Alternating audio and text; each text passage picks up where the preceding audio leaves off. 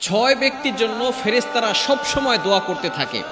যে ছয় শ্রেণীর মানুষ রয়েছে যাদের ব্যাপারে নবীজি সাল্লাল্লাহু আলাইহি ওয়াসাল্লাম জানিয়ে দিয়েছেন তাদের জন্য ফেরেশতারা দোয়া করতে থাকে। যদি ফেরেশতারা আপনার জন্য দোয়া করে, দুনিয়ার কোনো শক্তি আপনাকে ক্ষতি করতে পারবে না, আপনাকে কেউ বিপদে ফেলতে পারবে না, কেননা ফেরেশতারা আল্লাহ পাক রব্বুল আলামিনের অর্ডারে আপনাকে প্রটেক্ট করবে, হেফাজত করবে। দুনিয়ার কোনো শক্তি আপনাকে ক্ষতি করতে পারবে না। যদি আপনি বাঁচতে চান এবং ফেরেশতারা যদি আপনার জন্য দোয়া করে, আল্লাহ পাক রব্বুল আলামিন তার জন্য জান্নাতটাকে ওয়াজিব করে দেন। অর্থাৎ আপনি দুনিয়াতেও ভালো থাকবেন, আখিরাতেও ভালো থাকবেন। তাহলে ছয়টি কোয়ালিটি, এই ছয় শ্রেণীর মানুষকে আল্লাহ পাক রব্বুল আলামিন এতটা মর্যাদা দিয়েছেন যে তাদের জন্য ফেরেশতারা দোয়া করবে, তাদেরকে ফেরেশতারা হেফাজত করবে। শুধু তাই নয়, আল্লাহ পাক রব্বুল আলামিন তাদেরকে নাজাতের ব্যবস্থা করবেন, দুনিয়াতেও ভালো রাখবেন, আখিরাতেও ভালো রাখবেন। নাম্বার 1, এক নাম্বার হচ্ছে যারা অজু করে রাতে ঘুমাতে যায়। অজু করে যে ব্যক্তি ঘুমায়, নবীজি সাল্লাল্লাহু আলাইহি সাল্লাম জানিয়ে দিয়েছেন তার জন্য আল্লাহ তাআলা একজন ফেরেশতা নিযুক্ত করে দেন। এই ফেরেশতা সারা রাত ধরে তাকে পাহারা দেয় এবং তার জন্য মাগফিরাতের দোয়া করতে থাকে, রহমতের দোয়া করতে থাকে।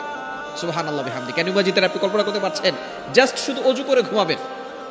অজু এমন একটা ইবাদত, আমরা 5 ওয়াক্ত নামাজের আগে অজু করি কি করি না? অজু যখন আমরা করি, অজু করার সাথে সাথে আমাদের প্রত্যেকটা অঙ্গ প্রত্যঙ্গের গুনাহগুলো ঝরে পড়ে যায় অজুর পানির সাথে। সুবহানাল্লাহ। আপনি যখন কুলি করতেছেন, মুখ দ্বারা যে গুনাহ হয়েছিল সেগুলো মুখে পানি ফেলে দেওয়ার সাথে সাথে, পানির ফোঁটার সাথে সাথে সেই গুনাহ ঝরে পড়ে যায়।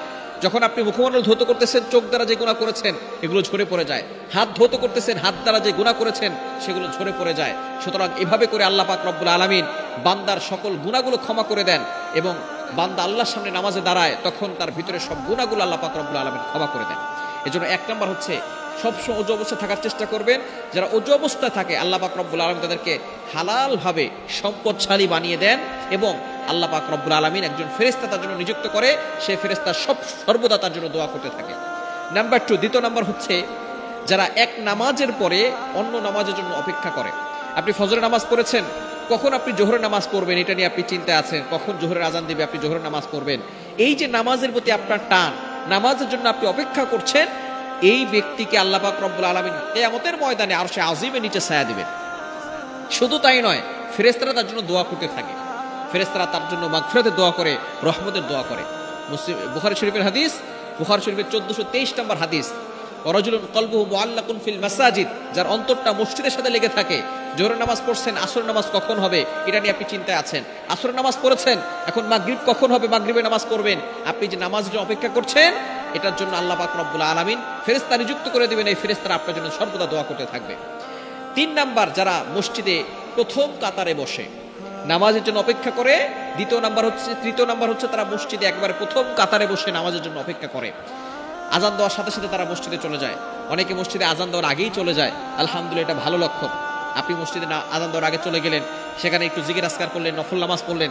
যে ব্যক্তি নামাজের জন্য অপেক্ষা করে, তখন আল্লাহ পাক রব্বুল আলামিন ফেরেশতা নিযুক্ত করে দেন, এই ফেরেশতারা তার জন্য দোয়া করতে থাকে। ওই ব্যক্তির কোনো টেনশন থাকে না। যখন আপনি টেনশনে পড়ে গেছেন, মানসিকভাবে অশান্তিতে আছেন, ঋণের বোঝায় জর্জরিত, আপনি কোথাও যাবেন না, মসজিদে যান, ওযু করে নামাজ পড়ে সেখানে বসে থাকেন, নামাজের জন্য অপেক্ষা করেন।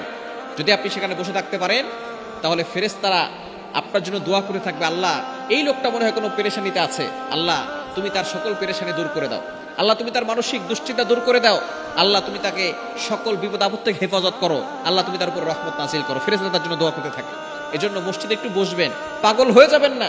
আমরা মসজিদে যাওয়ার সাথে সাথে পাগল হয়ে যাই, কখন সালাম ফিরাবে, ইমাম সাহেব একটু বড় কেরাত ধরলে আমরা পাগল হয়ে যাই। খবরদার এটা করবেন না।